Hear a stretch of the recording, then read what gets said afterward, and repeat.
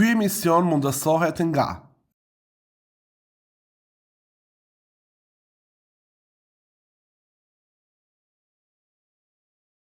Shëndetje Driton.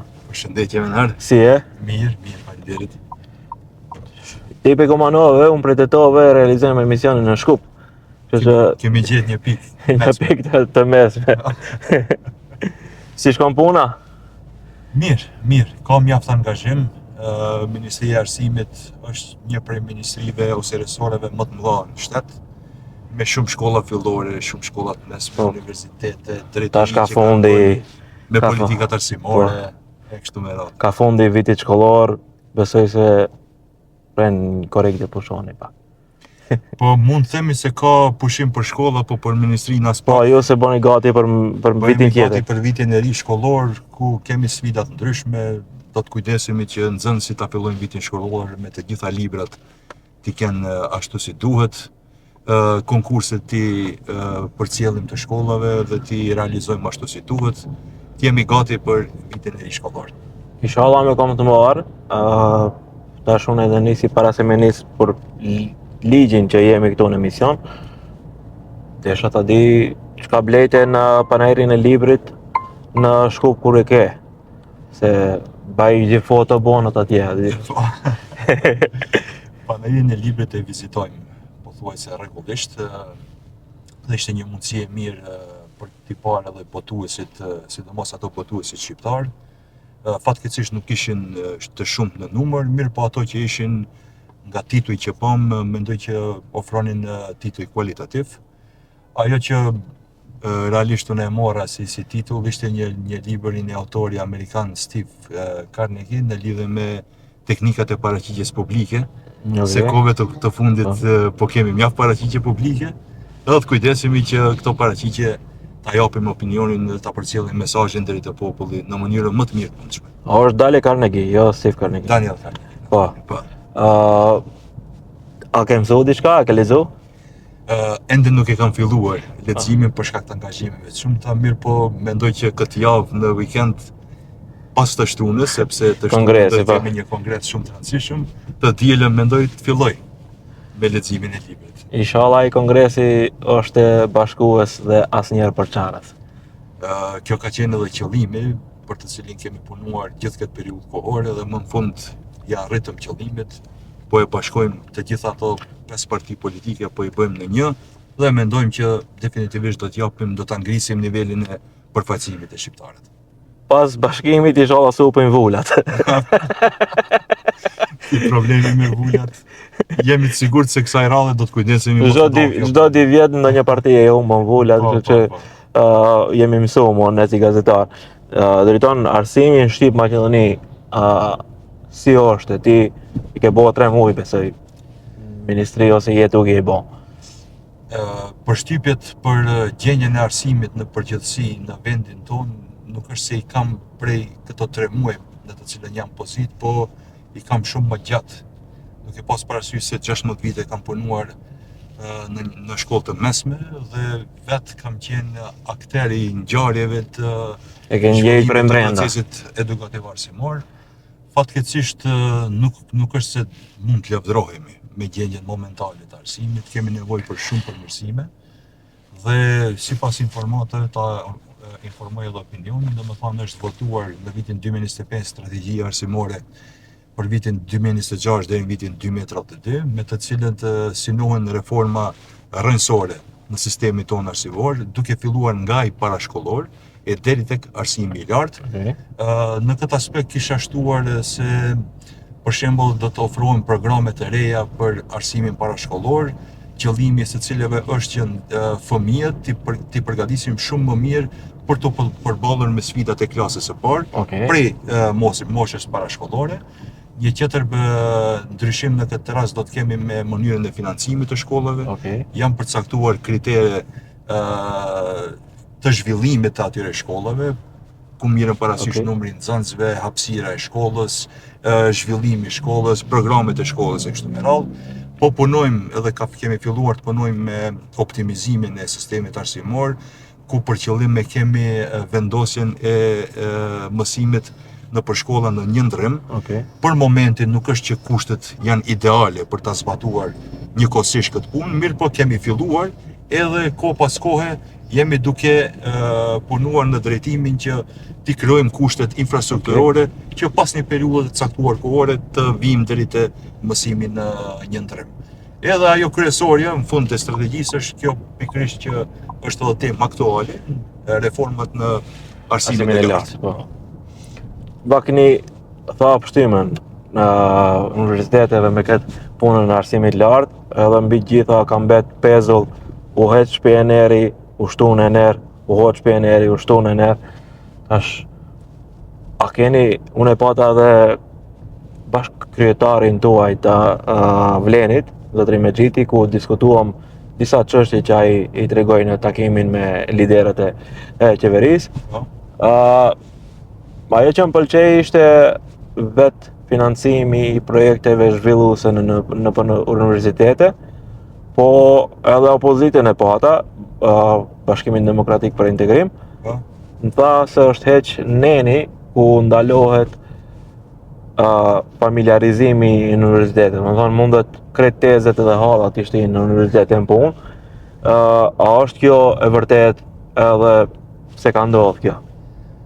Me thot të drejtën edhe në ligjin ekzistues, sepse ende nuk ka kaluar në parlament ligji i ri, e kemi pas nenin që ndalon të familiarizimin, po edhe te edhe opinionit të shumë raste që ka ndodhur familiarizimi. Po, janë krejt aty. Po, plot ke dajallar, kusherinje, kështu. Balldeska e krejt. Po.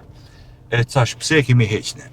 Mendojmë se nepotizmi, si dukuri, është prapë e dënuar me ligj. Mirë po nepotizmin këtë rast në kupton kur udhëheci i institucionit, duke keq përdorur pozitën e tij, krijon pozitë favorshme për ndonjë familjar të tij. E punson fëmijën, e ndreqën e kështu me radhë. Mirë po. Konkursi. Edhe pse nuk ekziston neni i cili e lufton nepotizmin, ne kemi menduar se shumë më mirë do ta luftojmë nepotizmin duke i rritur kriteret e zgjedhjes së kuadrit akademik nëpër universitetet tona. Dhe kriteret definitivisht i kemi rritur.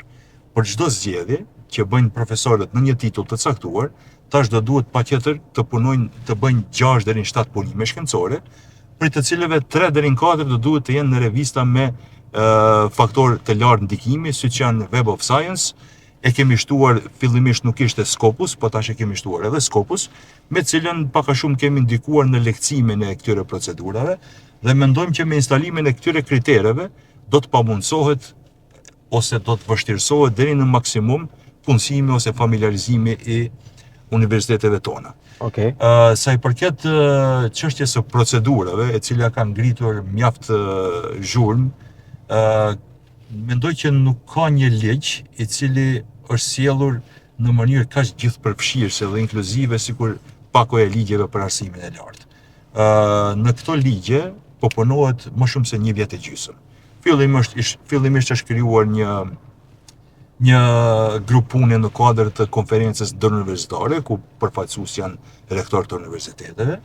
Pastaj, me propozim të qeverisë dhe vendim të Ministrisë së Arsimit është formuar një trup kombëtar, i cili ka krijuar komisione të shumta, që në fund kanë dalë me një propozim ligj. Ky propozim pastaj është marrë shpërpunuar në Ministrinë e Arsimit dhe Shkencës, sepse edhe ne kemi sektor të arsimit të lartë, pas së cilës e kemi hedhur në ENER.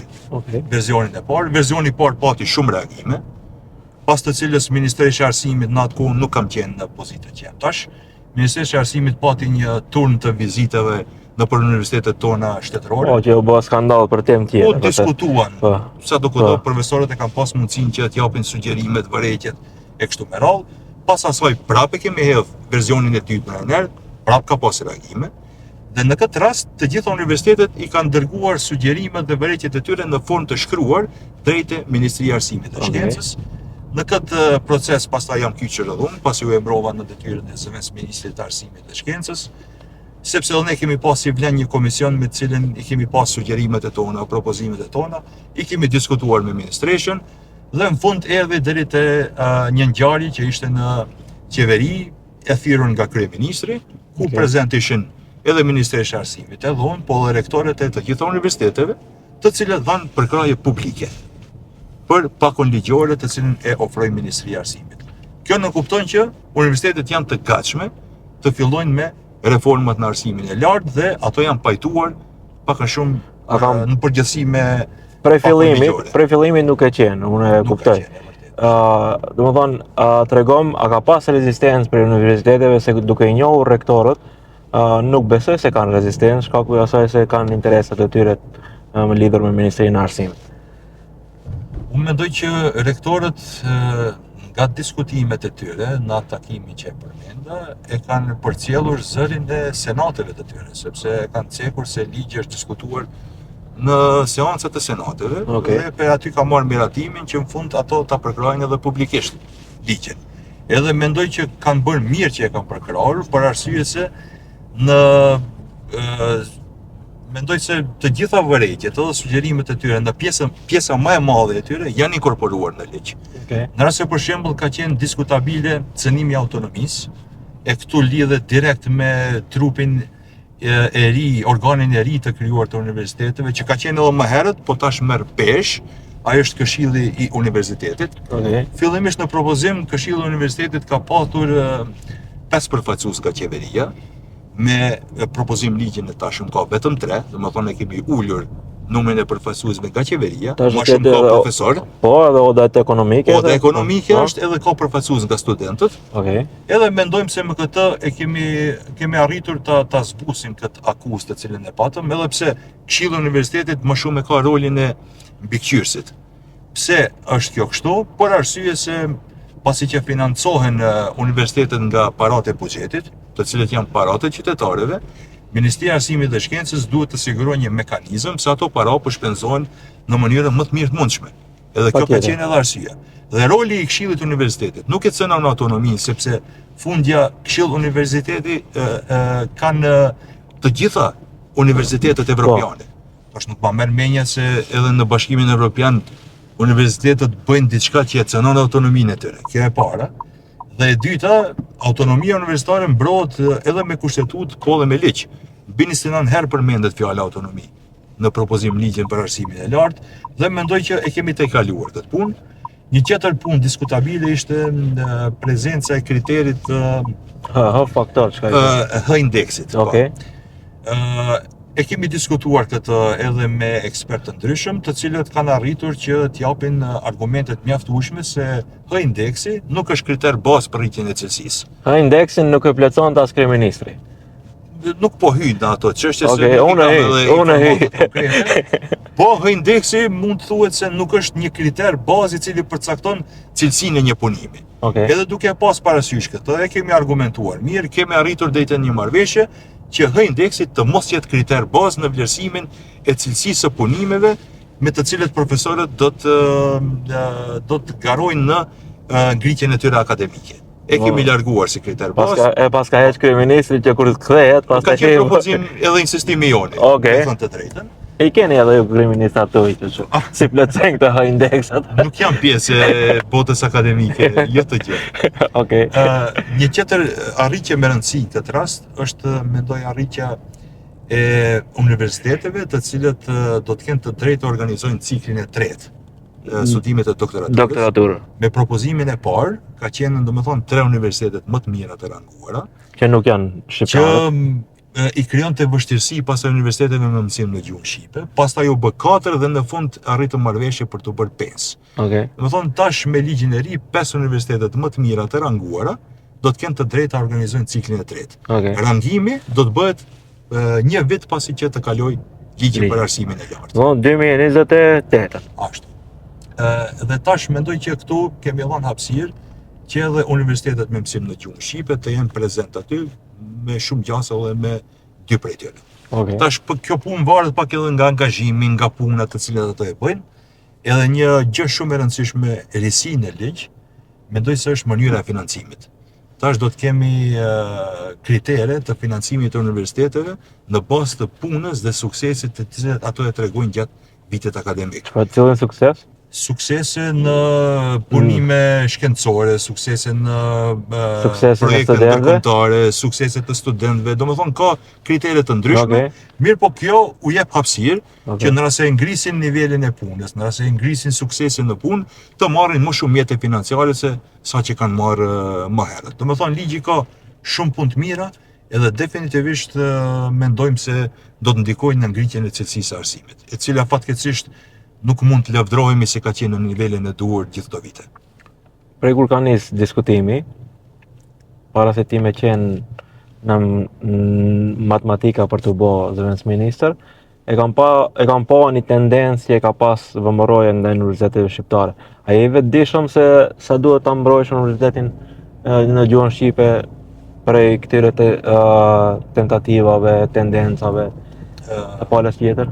Sinqerisht nuk është se në atë kohë nuk kam qenë direkt i kyçur në pozitë, po prej se jam këtu nuk kam barej tendencat të tilla, po jemi 100% të vendishëm për peshën e universiteteve. Për dallim nga tjera që janë në gjuhën maqedone, ne duhet ta dimë se universitetin tonë, sidomos atë të USHT-s, e kemi fituar me gjak.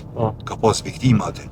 Dhe jo vetëm unë, po cili do, i cili është i kyçur në sistemin arsimor, i cili është i kyçur në procesin e mësimdhënies nëpër universitetet, duhet ta ketë parasysh këtë gjë dhe punën e tij dhe angazhimin e tij ta bëj duke e pas parasysh këtë. Kjo nuk vlen vetëm për mua, që kam post politik, por shumë më shumë vlen për të punësuarit brenda USHT-s.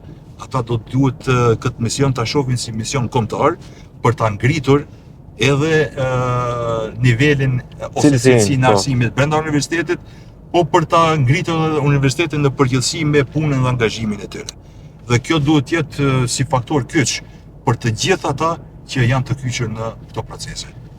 Domethënë je i vetëdijshëm për rrezikun edhe do bashkëpunosh me universitetet shqiptare për ta mbrojtur bashkërisht njëri tjetrin. Gjithsesi, vetëm se edhe kemi punuar në këtë drejtim, të gjitha ato nenet ligjore, të cilët pak a shumë kanë pasur gjasa që t'i dëmtojnë universitetet shqiptare, jo me vetdije, po ndoshta për një herë në rast se i rrisim kriteriumet, ka gjasa që një për universiteteve të caktuara Të dëmtohet, të mos ketë mundësi t'i arrijë për arsye dhe faktorë të ndryshëm, numri të punësuarve, numri i viteve në të cilin e ushtrojnë veprimtarinë, ka dallim madh Kirili, i cili sa vite është prezent, dhe USHT-ja e cila i ka bë 32 vite, legalisht 22 vite. Dallimi është i madh dhe duhet kemi kujdes që t'i ngrisim kriteret, po jo deri në shkallën në të cilën mund ta dëmtojmë ndonjërin prej këtyre universiteteve. Veç një këshill miqësore. Asgjë nuk është e rastishme në Maqedoni. Kur e tham ndoshta në formë të rastishme, po asgjë nuk është e rastishme. Të paktën të arsimi. Kështu që mbrojtja duhet jetë në nivelin e lartë, se arsimi, gjuha dhe kultura janë si buka dhe uji për njeriu. Ashtu. Pajtohen plotësisht dhe nuk është që nuk jemi të kujdesshëm, po japin maksimumin, angazhim, nuk e di, mund të them mbi 6 motor në ditë, për se jam në këtë pozitë për të mos lejuar gjëra të tilla. Ajo të duket mbas ligjit. Po, të gjitha politikat arsimore, të cilat vendimet mirën tash, rezultati shihet pas një periudhe të caktuar kohore. Nuk është që sikur në politika tjetër. Fëmijët tu dhe fëmijët e mi do ta shohin rezultatin. Edhe tash në rast se ndërmarrmi intervenime në ligjin për arsimin fillor dhe të mesëm, prej tash ai që fëmia që regjistrohet në klasë të parë dhe e kryen krejt procesin, domethënë mas 15 viteve ti e shef se çfarë kuadri ki prodhu me një intervenim ligjor të caktuar. Thonë janë politika afatgjatë. Pyetje personale, a ke fëmijë? Po. Zoti t'i lasht. Bone për ata. Patjetër. Nëse jo për fëmijët tonë tjerët, bën për ata që ti t'jesh krenar si njeriu që je në arsim, ti t'jesh krenar që fëmija jot është të kalu në përmjetin e universiteti, që është i rregulluar në rregull, pa tendenca nga pala tjetër. Kur jemi te fëmijët është shqetësuese shumë, domethënë ajo se paksohen nxënësit në për klasa. Për shembull, gjenerata unë kam pas në klasë 40 veta në Zhelinë. Njëjtë tash mas 20 viteve ose më shumë, vajza jem ka 14 veta. Çka mund boje shteti në këtë drejtim përveç se ti edukojë njerëzit bëjnë më shumë fëmijë, që nuk është detyra jote në këtë rast. Po mbi gjitha, a ka ndonjë reformë që mund ta ktheje këtë interesimin e njerëzve që të rinj këtu? Gjendja momentale, siç e përmende, në këtë drejtim nuk është e mirë. Thonë kemi në secilën komunë ku regjistrohen fëmijët në klasë të parë, vërim dukshëm rënjen e numrit të nxënësve që regjistrohen në klasë të parë, po edhe në për klasë të tjera, edhe në shkollat e mesme, në për gjysmëvjetore, vërim dallime të numrit, e kjo është pikërisht ajo pjesa që emigron. Kjo nuk është si rezultati i sotit, do të thonë vazhdimisht është punuar në politika jo të mira për të sjellë shqiptarët në një gjendje që ato të mendojnë ta lishojnë vendlinjen e tyre për të gjetur fatin e tyre më të mirë në vendet e Evropës së jashtme, vendet e Evropës perëndimore, mendoj që ne si parti politike kemi edhe politika konkrete të sferës sociale me të cilët mendojmë se duhet patjetër t'i bëjmë për ta ndalur, për ta stimuluar fillimisht natalitetin. E dyta, duhet punojmë në drejtim të përmirësimit të gjendjes ekonomike të banorëve. Kjo në kupton rritjen e numrit vendeve të punës, e këtu kur po flas nuk e kam çështjen vetëm te institucionet publike, po duhet ta forcojmë ekonominë, duhet ta forcojmë sektorin privat, sepse ajo është ardhmëria e ekonomisë, edhe është mënyra se si më së miri përmirësohet gjendja ekonomike të shqiptarët. Në këtë drejtim mendoj se duhet të punohet mjaft për ta ndalur fillimisht emigrimin, për t'i siguruar ato që janë këtu se nuk kanë nevojë ta lëshojnë vendin, sepse duhet ta ndërtojnë ardhmërinë e tyre në vendin e tyre, dhe mendoj që me politika reale, me politika jo populiste, duhet patjetër të ndërhim pa më parasysh në fund numrit votave që i merr, se ndonjëherë ndonjë politikë është e dobishme, po nuk sjell vota, mirë po në rasash për të mirën e popullsisë ti duhet patjetër ta bësh. Siç ishte rasti, e din edhe ti, kur u instalua sistemi SafeCity. Nuk ishte mas popullore. Keni gnaq. Patëm shumë kritika, mirë po. A arrit sigurinë ajo, po e rrit. Dukshëm kanë rënë numrat e aksidenteve, e lëndimeve kështu me radhë. Edhe në këtë drejtim, edhe tjerat politika shtetërore duhet ndonjëherë të mirën politika që nuk janë populiste, mirë po që janë në të mirën e qytetarëve, se vetëm kështu mund ta përmirësojmë gjendjen ekonomike, sociale edhe mirëqenien e popullatës tonë. Për ta bo pak më alegria emisionin se kjo është shqetësuese për fëmijët, ta tregoj realisht ka ndodhur një farë politikani 2005-2004 kur ka shku në për fshatra shqiptare, këtë klasë ku e mbajmë të bimin do ta rregullojmë, edhe çohet një prej prindërve thot, o kryetar, ne s'kemi call. E në call të më bëjmë. Jo, si që është largë... Inshallah nuk ka bani edhe ju të vëstani. Shakas me të vërtet është shqetësuesi. Po ratë e tregova. Kam shembullin personal, do me thonë, unë kam një vlla dhe një motër të cilët janë jashtë. Janë jashtë për momentin. Para 2-3 viteve kanë shkuar në Gjermani dhe tash kanë mbetur vetëm unë këtu. Unë e di sakse si është kur i ke këtu e tash për shkak të shumë politikave negative që kanë ndodhur, nuk i kemo familjarët më të afërt. Nëse nuk ndërmarrim diçka urgjentisht, ky numër do të vazhdojë patjetër. Do të rritet. Inshallah sufu atë thënien e famshme kriminalistit që të vinë njerëzit tu dhe pastaj t'i losh në rrugë rajnë e modre. Nuk është se nuk bëj një propagandë të tillë. Sado që është e vështirë, unë mendoj se prapë ne duhet të gjejmë një mënyrë për të qëndruar këtu. Okej. Sepse humbim si komp. Në Shqipëri, Kosovë, edhe pse ka emigrim, shteti prapë është i tyre. Ne humbim më shumë. Kështu që mendoj që është në kohët e sotit është akt patriotik të qëndrosh në vendin, në vendlinjen tënde, po më parasysh sfidave dhe problemeve me të cilët do të përballesh në të ardhmen, mirë po mendoj që është akt patriotik. Edhe unë e inkurajoj që secili ta bëj këtë, do shta kemi vështirësi tash, po shumë më lehtë i kalojmë vështirësitë kur jemi më shumë. Sesa vazhdimisht të paksohemi dhe në fund nuk ke për këtë të bësh politikë. Mangush ma se vap. është. Drejton, për fund, sa është e rëndësishme për vlenin arsimi? Se mbi gjitha tregova arsimi, kultura edhe gjuha janë bazat e shoqërisë.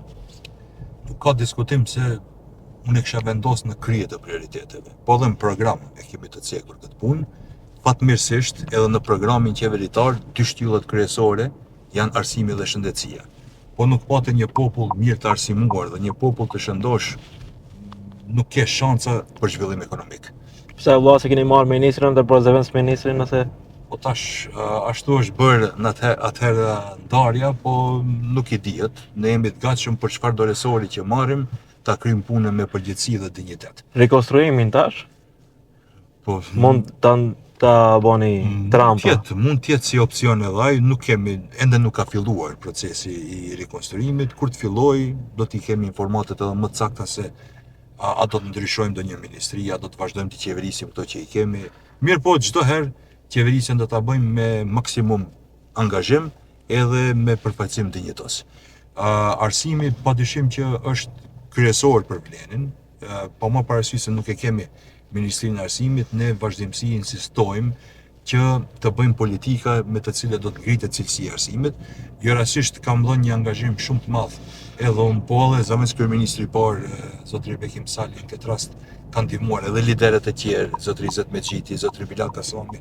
Vetë fakti që patëm një takim me kryeministrin special për punën e pakove ligjore për arsimin e lartë, tregon për kushtimin ton edhe sa është i rëndësishëm arsimi për ne si Blen, dhe me këto politika mendojmë të vazhdojmë edhe 2 vite të ardhshme, po edhe mandatin tjetër, nëse populli na jep besimin normal. Dhe diftohen e populli.